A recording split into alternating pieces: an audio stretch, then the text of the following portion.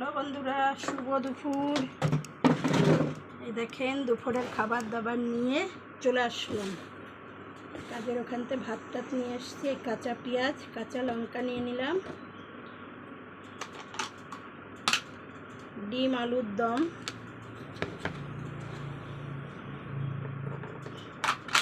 পুঁই শাক কুমড়ো আলু দিয়ে পুঁই শাকের ছেঁচড়া বলেন চচ্চড়ি বলেন, আর আছে সাদা গরম গরম ভাত, এক পিস বেগুন ভাজা, আলু উচ্ছে ভাজা। এই হলো আজকে দুপুরের মেনু। এই দেখেন ভাত বেড়ে নিলাম, সাথে আছে টক ডাল, আম দিয়ে একদম পাতলা করে টক ডাল। এই ছিল আজকে দুপুরের মেনু। সম্পূর্ণ ভিডিওটা দেখবেন আর লাইক কমেন্ট শেয়ার করে দেবেন, সাথে পাশে থাকবেন। একটু